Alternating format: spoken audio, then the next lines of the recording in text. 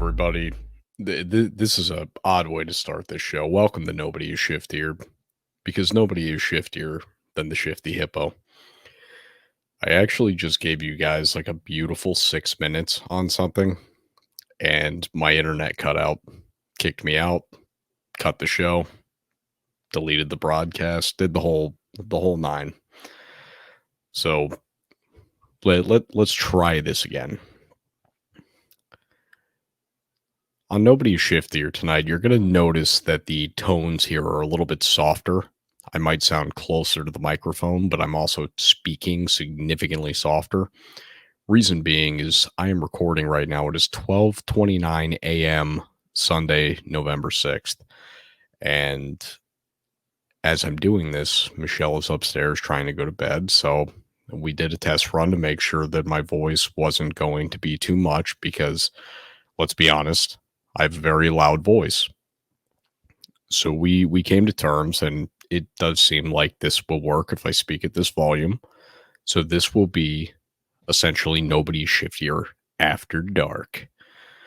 So that should be pretty fun. I think that we'll be able to have some fun with it. It's going to kind of sound like when you're listening to like ESPN radio and you hear Freddie Coleman late at night in a studio by himself, or I'm not even sure if he even has a producer, because you don't have to worry about Freddie Coleman saying anything dumb. So we're going to play around with that a little bit. So, guys, what I started the show with before I was rudely interrupted by my own internet was I wanted to talk a little bit about myself here, just momentarily. I believe that I put out something since I had my ER visit. I do have my endoscopy coming on Tuesday. So, for those of you who are curious, that is still upcoming. And, I'll be honest, not having the best time with it.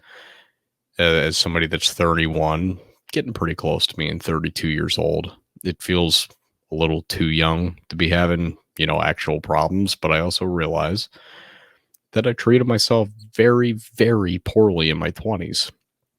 So, yeah, I mean, I think we could go with it's a little worrisome for me. I think that would be fair to say.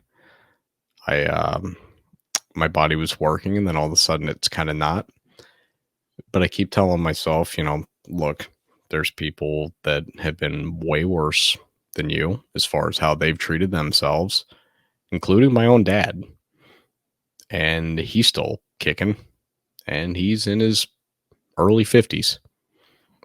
I've seen people that wake up and they pour a 32-ounce Popov into a cup, like a 32-ounce cup, and they fill the shit with Popov to start their day while also taking painkillers.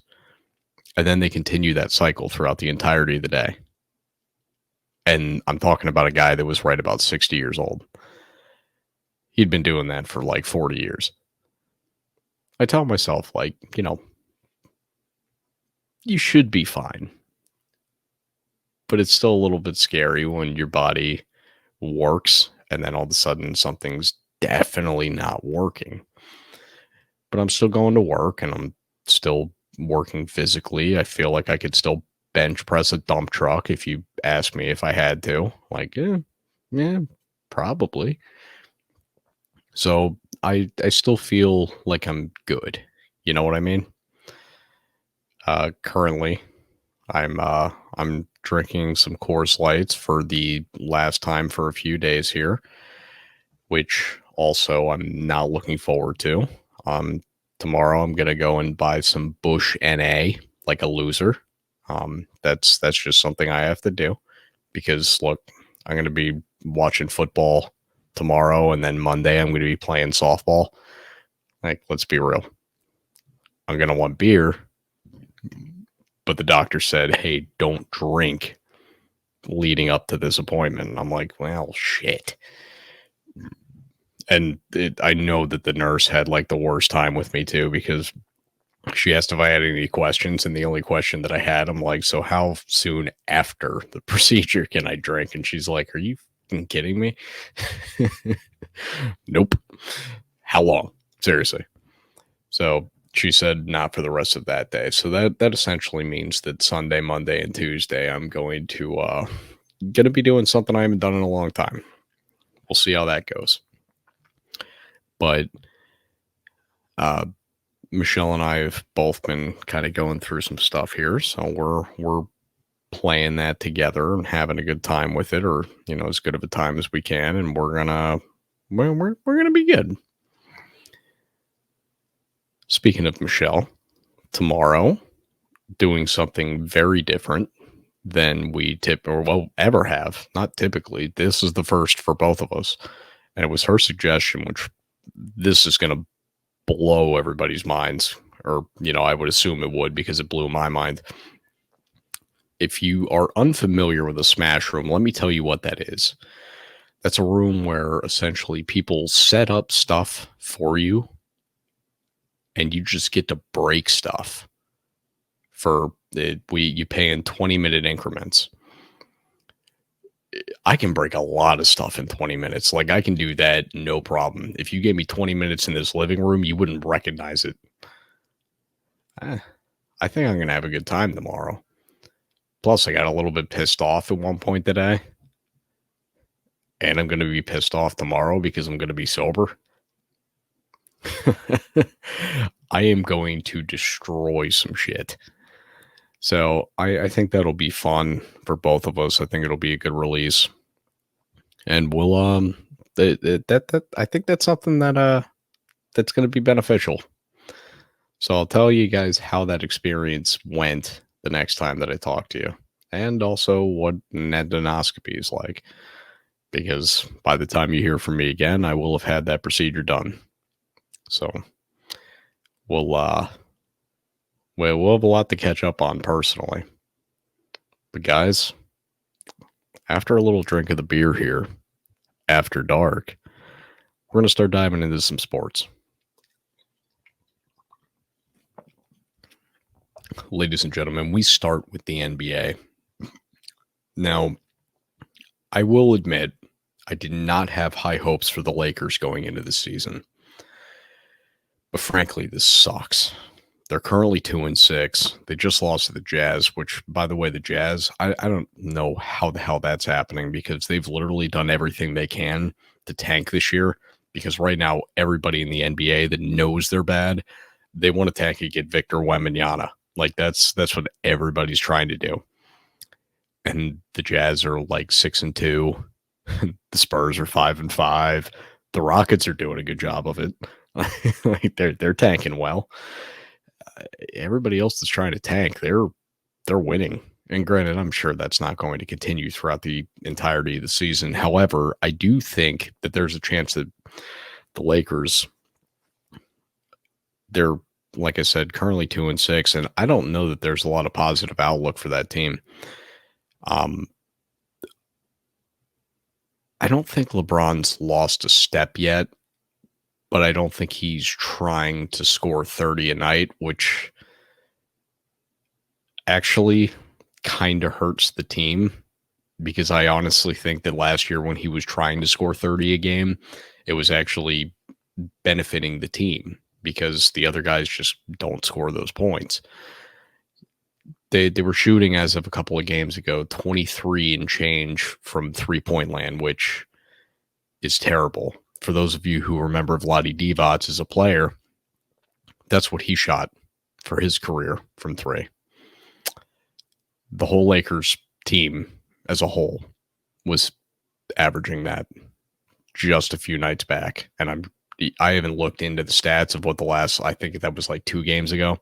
I haven't looked into the stats, but I don't think it's significantly better than that at this point. They're bad. And, obviously the positive takeaway here is after this year, you get to shed the Russell Westbrook contract and you can actually bring in talent, or maybe they can actually set something up where they can trade them. I've heard different things about, you could get Buddy Hield and Miles Turner. I've heard things that you could get like Mike Conley, Rudy Gay, and there was somebody else in there too. And I'm looking at that one and I'm like, oh, please don't do that. Please don't do that. What we don't need is to make this team 36 years old again. Like, that's not the way to do anything like of actual volition this year. So please don't do that. The Warriors, by the way, 3-5. Um, that was one that kind of threw me off. Now, granted, obviously, I didn't get to talk to you guys since this happened, but the Draymond Green punching of Jordan Poole in the face obviously was a big deal before the season started, and people wondered what that might actually be when it comes to beginning this NBA season. And honestly, it I mean it's got to be something, right? I don't think that the Warriors are going to continue on this kind of streak. I don't think that we're going to be halfway into the year and we're going to see them at like, you know, 18 and 22.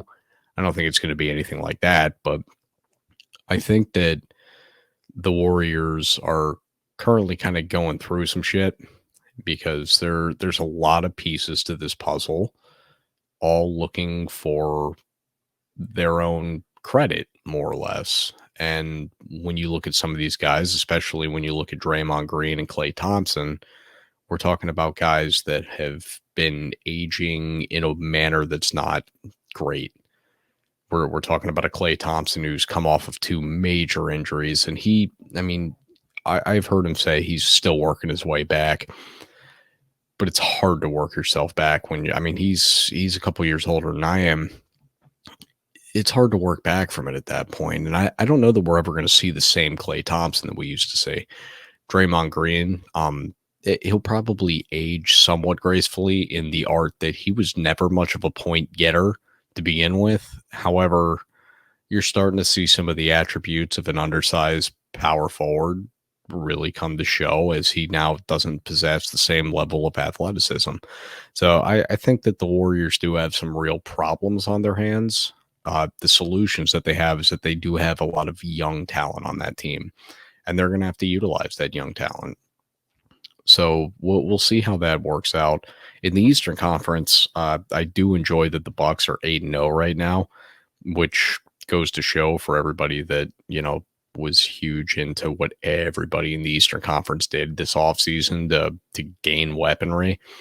I am a little bit impressed with the Cavs thus far. I didn't think that the move they made for Donovan Mitchell was going to actually have them be a top tier team. And granted, this is still very early in the season, but the Cavs look really good. Now, the Bucks, all they did was get healthy. They spent the offseason just getting healthy, and now they have their full team back. They're the best team in the league. Shocker. Like the thing with the Bucks is that they have this animal that cannot be stopped in Giannis Antetokounmpo. And trying to stop Giannis, it doesn't really make sense. The only thing that's going to stop Giannis is Giannis's own age, because he doesn't have, even still to this point, much of a jump shot. And until he really gets that part down, he's going to have struggles as he gets older when his athleticism starts to betray him. But until then, the Bucks are going to be a force as long as they can keep a competent team around him. The Nets have been about as disappointing as I thought they would have been, but a lot of people really thought that the Nets were going to come back and do a thing this year, and I'm like, I don't see it. I mean, yeah, sure, Kyrie Irving's probably going to play more this year because he can't play much less than he did last year. He played 29 games. Well, yeah, he's playing. Him and KD, there was this cool stat about, I don't remember exactly what the point total was, but I think it was players that in the first two games of the season both had 80 points or something like that. It was something that somebody had to dig for this stat, but it hadn't been done since the 70-71 Lakers, and before that it was done by the 64-65 Lakers, with it being Jerry West and Wilt Chamberlain, and then Jerry West and I believe it was Elgin Baylor. And it's like, well, yeah, but that doesn't translate to wins now. Like, you can't just have two guys putting up a bunch of points if you don't do anything else. Like, even the Miami Heat, when they had the Heatles, they had a process there where they were able to utilize Mike Miller and his three-point shooting ability, Udonis Haslem with his ability on the boards defensively, and that he had a beautiful mid-range jumper. They were able to gain pieces like Rashard Lewis and Shane Battier, Ray Allen. They had a lot of pieces that did things for that team. The Nets don't have any of that. Like it's just Kyrie and KD. That's it. So I'm not really shocked by the Nets, but a lot of people are talking about it, so I did want to bring it up. And additionally, the Heat have been very disappointing thus far this year. I want to say they're 4-5 or 4-6, something along those lines. And you know, I know that they're not going to be the regular season team that they are as far as the playoff team, simply because of the difference of output of Jimmy Butler, but they actually look pretty bad. And I'm really hoping to see that change around because I don't want to watch this NBA season and the two teams that I kind of pull for. I don't want to see them both falter. That'll be disappointing for me. But we're going to move on from the NBA. We're going to take a little sip of the beer here and move over to the NFL.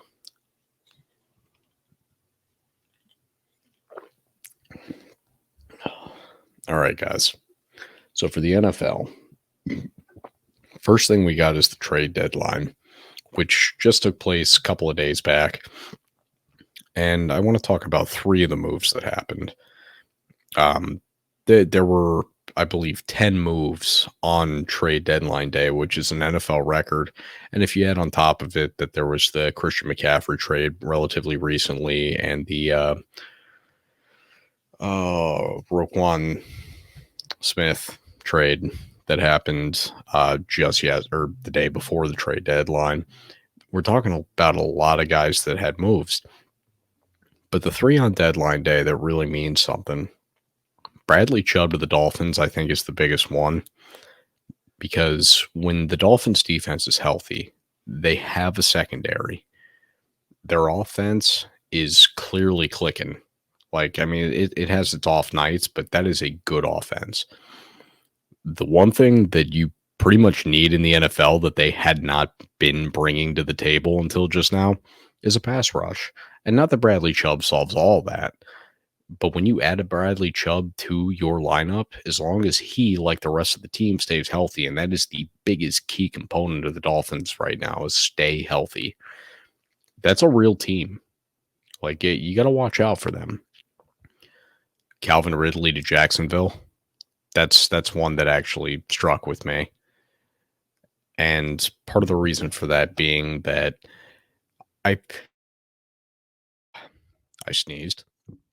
I did find it interesting that after the year suspension that Atlanta would then trade him that quickly. I really thought that Calvin Ridley was going to be the next kind of centerpiece as far as a weapon goes for Atlanta. We got to see Roddy White, and then we got to see Julio Jones, and it was Calvin Ridley's time. I'm a little bit surprised that they dealt him. However, him moving to Jacksonville, I think, is incredibly interesting because even though Christian Kirk is a good receiver, we know that he was like a 3 receiver, maybe a 2. Having a bona fide number 1 receiver like Calvin Ridley there is going to really benefit what they can do, and it's also going to do something else. This now will put the spotlight coming next year on Trevor Lawrence. You have now weapons in the correct places. You have a pretty good running back in Etienne, Travis Etienne. You have a number 1 wideout in Calvin Ridley. You have a number 2 wideout in Christian Kirk. If you can't make it work, well, now this starts to look like it's on you. Something to keep in mind being that this was a number 1 overall pick. And the third deal that I want to talk about, TJ Hawkinson to the Minnesota Vikings. He was having a great year in Detroit, and Detroit's offense has looked better than it's looked in forever. Like, the last time it looked like this, it was Stafford to Calvin Johnson, and there was nothing else on the team. This offense has been putting up points. I'm very shocked that they not only traded him, but traded him in division to Minnesota, who, by the way, needed a tight end. Like they were down a tight end. They their tight end was hurt, and they went out and made a move that's really going to help them out. And Kirk Cousins loves to have that dump off tight end at his disposal. I mean, most quarterbacks do, but Kirk Cousins is one of the quarterbacks who I believe relies on that a little bit more so than some of the others in the league. I think that this is really going to be a beneficial push for the Vikings going late into the season and into the postseason. So I'm excited to see what that actually looks like, although I don't know why Detroit did it. That's the part that's still throwing me off. Like, as I keep looking through it, I'm like, this one doesn't make sense from the Detroit side to me. So now we're going to break down the NFL a little bit. We're going to talk first about the NFC. The Eagles have looked like the best team by far in the NFC so far. And I don't say that lightly. I think that the Eagles, granted, the NFC as a whole has been somewhat of a shell of itself, which is kind of funny to say, but it really doesn't look like a very great football conference. I mean, honestly, it hasn't been that good. And I told you before the beginning of the season that I really thought it was between the Rams and the Bucs, and that it was going to be a light NFC this year. But I didn't think it was going to look like this. This is like a totally mismorphed thing. The NFC East as a whole makes no sense to me. I don't know how those teams are that good. Outside of that, I guess the NFC really is just that bad, but I didn't think it was going to be the NFC East teams feasting. So when you look at the Eagles, they probably have the best balance in the league of run and pass as far as where they're finding their success. The addition of A.J. Brown was clearly massive. Like, Jaylen Brown has looked like one of the best quarterbacks in the league. The guy might end up being the MVP. And nobody would have said that going into this year, except for people in Philadelphia that are like humping the Rocky statue's leg. That's the only place that was talking about that this could happen. The Eagles are very good. And I think that it's not a cakewalk for them going to the Super Bowl, only because, I still don't, I have no reason that I trust the Eagles come postseason. If they end up with Brady in round 2, as disappointing as that's been, I probably still lean Brady. I'm going to be honest. And it's just because I've seen it a million times, and I have never seen it from this Eagles roster. But this has been the best team in the NFC thus far this year. Perhaps the second best team has been the Cowboys, by the way. Might remember they went like 4-1 with Cooper Rush. Yeah, it's pretty solid. The Cowboys defense, very strong. I think the biggest key for the Cowboys is that they have to realize that Tony Pollard's your number one running back. I realize how much money Ezekiel Elliott is making, but you cannot put the ball in Ezekiel Elliott's hands every fucking time and have Tony Pollard have 14 carries. No. Split it the other way. Tony Pollard should be getting 21 carries. Zeke can get 14. Play it that way. The Cowboys have a good run game as long as they utilize the running backs correctly. Their defense is playing very well. Dak Prescott does not make a lot of mistakes. They have everything that it takes to win what is a weak NFC. I think the Giants are a little bit of a faulty 6-2. I don't think they're as good as the record shows. Granted, they have had impressive wins in there, but keep in mind, I remember that there was a lot being said when they beat Green Bay, like, wow, they just beat Aaron Rodgers. That's something. Well, look at Green Bay. All right. Let's take that one realistically.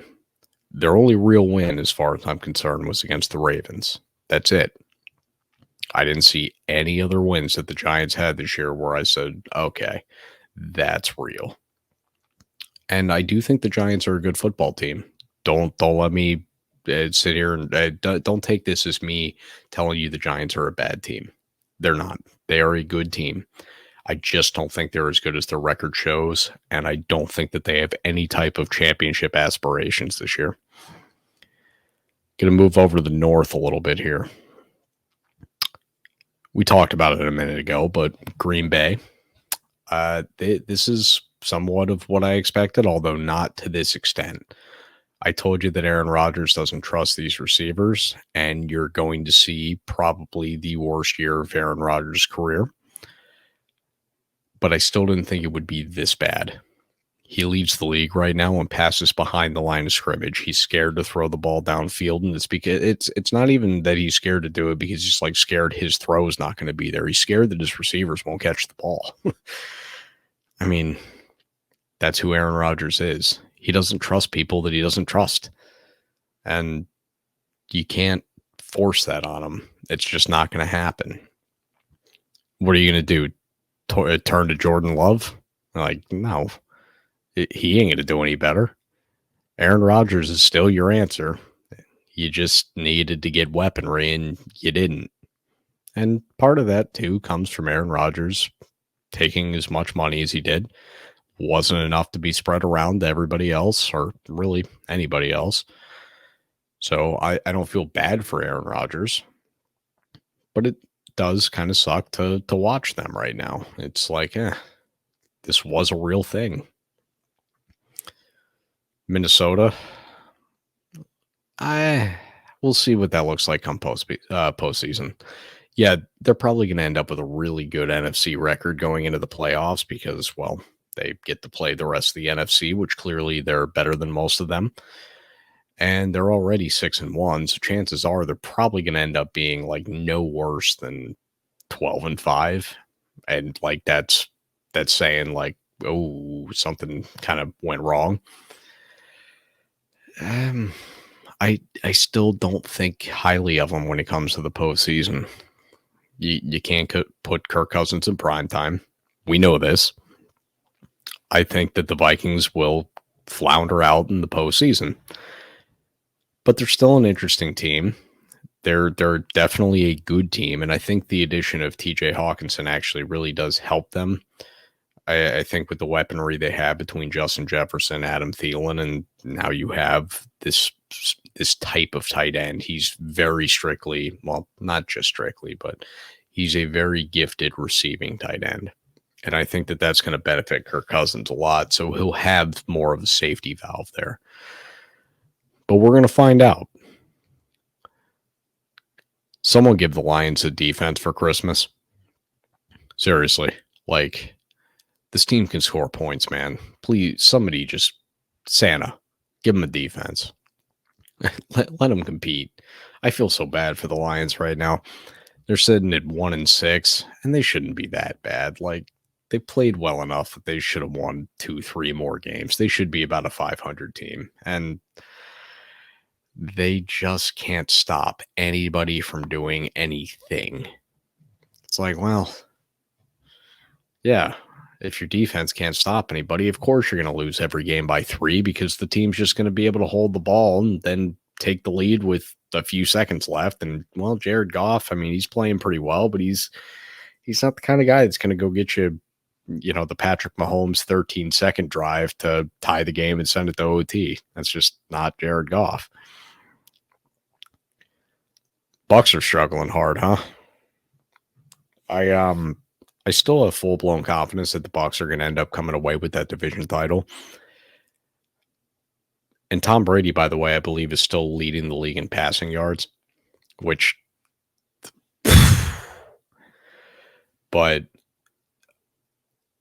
I think that this has been disappointing to say the least because I really think that Tampa has the potential of being the best team in the NFC and potentially the NFL. And they're just coming up short. And I know people say like drop balls like the Mike Evans one against the Panthers, and there's examples to give, and also there have been some restrictions due to injury. We've seen every one of Brady's receivers hurt at some point this year. A lot of them still kind of battling through stuff. But that team's defense, the Bucs defense, is one of the better ones in the league. It's beyond top half. I'd say it's definitely within the top 12. They're playing well enough on that side of the ball that they should be able to get enough points to win more football games. And I think that they're going to get that figured out, but I don't enjoy this taking as long as it is. It's definitely something to watch, but I don't think it's the same thing we're seeing in Green Bay because a lot of people right now are doing the thing where they're tying Tom Brady and Aaron Rodgers together. I don't think it's the same thing. I really don't. But we'll have to keep watching. It does shock me that Atlanta's winning this division. Um, I really thought with Marcus Mariota being who they were sticking with at starting quarterback there, I thought this was going to be a team that was just full-blown tanking. I really thought the bottom of the league was going to be in some order: Houston, Atlanta, and Seattle. Two of those three teams not at the bottom. Just saying. The Saints are going to spoil somebody's season. I don't know whose, and I don't know exactly when. Because keep in mind, sometimes the spoiled actually comes in like week 13 versus week 18. I'm not going to be shocked if New Orleans actually ruins somebody's playoff hopes. And that's something to look out for because New Orleans themselves are not a playoff team, but they play everybody pretty well.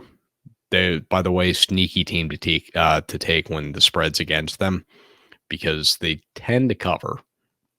Just something to keep in mind. Moving over to the NFC West.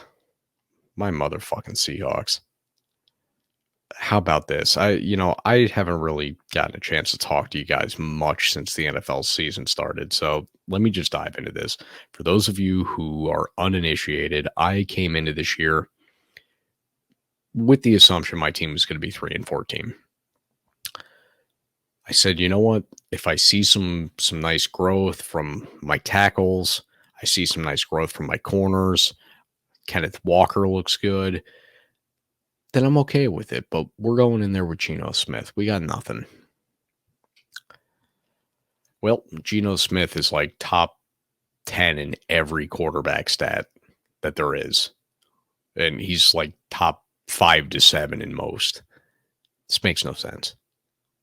It still makes no sense. I keep throwing my hands in the air every week and like, how? It's still cool. Like at this point, I full blown gotten to the point where I'm just saying, well, if Denver keeps losing, we have their first round pick. So I guess I can still get one of those quarterbacks. And guess what? Now he can sit behind Geno for a year, 2 years, whatever. He can get it figured out. Granted, I know how it is now. It's hard to let a quarterback sit because everybody gets all excited. They're like, ooh, I want to see the guy. I want to see the guy. Look, if Geno keeps playing like this, no reason to rush out some rookie next year. But I still think you need to draft one. I just didn't think it would be Denver's pick and not ours. I do think the Niners can be a real threat in the NFC. Legitimately, I do think the Trey Lance injury, even though you never want to see a guy get hurt, I think that benefits San Francisco more than anything else that could have happened to them this year. The addition of Christian McCaffrey is huge. That's already clearly paying dividends. This one, I didn't know how it was going to look. And the only thing that you got to keep in mind with this, and kind of like Miami, San Fran's got some of this where you need your guys to stay healthy because they have a lot of injury concerns on that team. But if Christian McCaffrey can stay healthy for the majority of the games that they have, and he's healthy for the postseason, I think the Niners are a legitimate threat in a weak NFC. I don't know what's going on with the Rams. I honestly don't know what to tell you, but Cooper Kupp getting hurt last week, that really hurts right now because they got a game with Tampa this week where somebody's got to crawl out of their hole a little bit. And if Cooper Kupp's not in there 100%, I kind of feel better about Tampa winning that game anyway. But without Cooper Kupp, I kind of think Tampa's going to take that one kind of handily. It might be a one-score game, but I kind of feel like Tampa's winning that one by double digits, honestly. And I know that I don't have much to base that on considering Tampa's lack of production, but the Rams have looked bad. Just poor. It's not It's not the same football they played a year ago. And the Cardinals have been disappointing. I really thought that they might be the other team in the NFC that could contend with the Bucks and the Rams. And I say that it's funny that I say that now because those three teams, none of them look like an actual threat in the NFC right now. Right now, it looks like the Eagles, the Cowboys, the Vikings, and then some mix of the Giants and Seahawks. It's like, what the hell is that? I guarantee when I get to the end of this year and I look back at what my standing predictions were, they are going to be so fucking wrong in the NFC. They might be somewhat accurate in the AFC, but not in the NFC because I did not call any of this shit happening like this. We're going to take a little beer break here, and then we're going to dive into the sultry sounds of the AFC.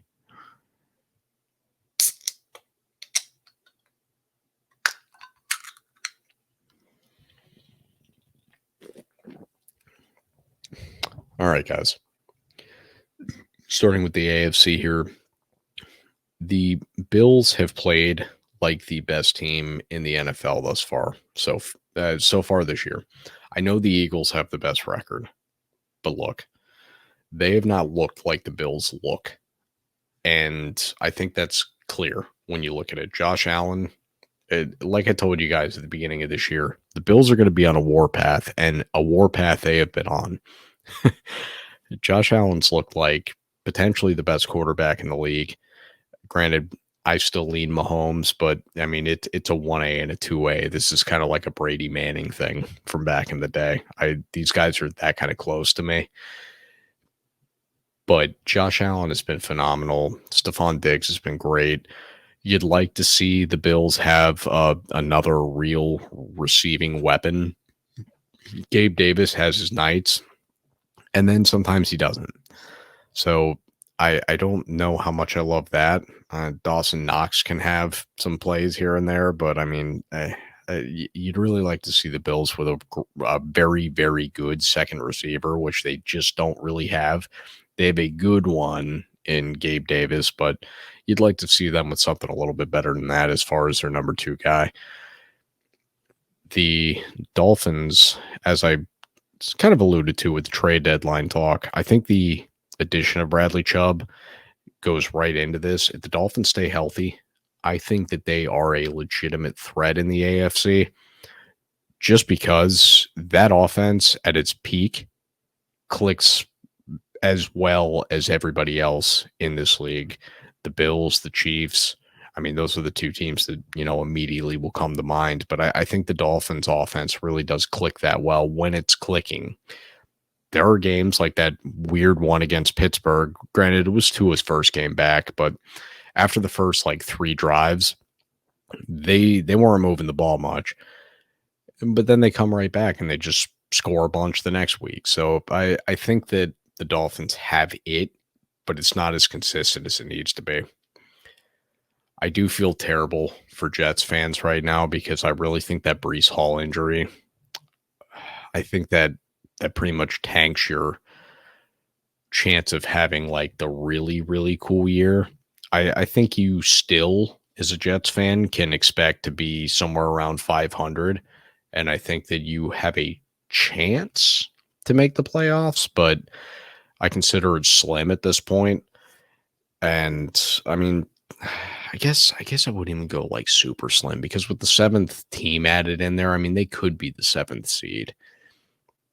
Because I think about who they'd be fighting with, and it would probably just be Cincinnati at this point, unless somebody else turns it around. But I think the Jets have a realistic shot here at getting to the postseason, but they'd be a first round out pretty easily. And so much of this just goes into Breece Hall going down because when he was playing, that offense could really drive itself through what Breece Hall was doing.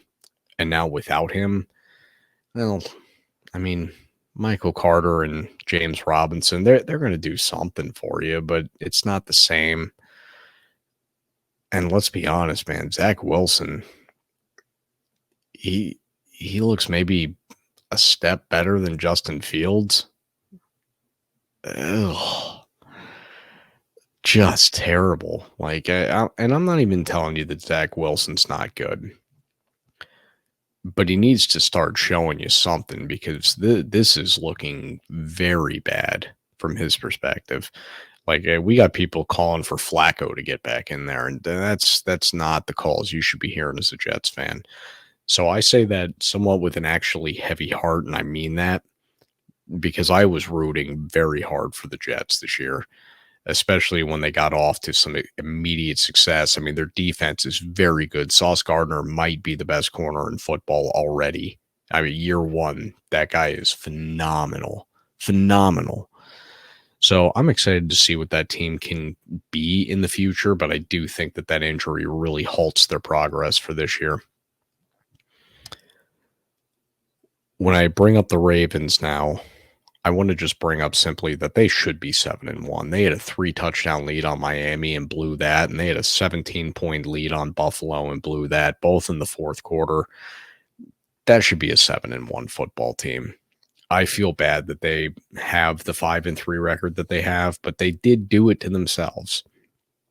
I think that the Ravens are a legitimate threat in the AFC. However, because of those same reasons I just listed, I don't trust them when it comes to beating teams like Buffalo, Kansas City, even Miami at this point. I'm like, I don't know.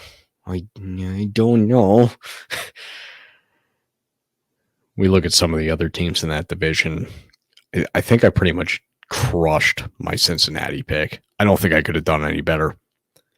I said that they would be 9-8. They're currently 4-4. I'm like, yep, it's about right.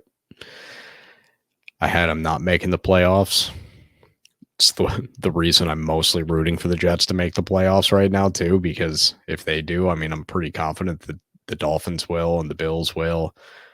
And I'm pretty confident that the Chiefs will, the Chargers will, pretty confident the Titans will. I mean, somebody's got to come out of that division one way or another anyway. Yeah, if it's just the Ravens, well, okay, we got our 7. Bye-bye, Cincinnati. The Browns, by the way, I think are just the AFC version of the Saints. They'll probably spoil somebody's year. They're a big enough pain in the ass, but they just don't have the it yet. Might come back next year with Deshaun Watson, but I mean, let's be honest, nobody's rooting for that either. Move to the AFC South over here. The Titans clearly have not learned their lesson.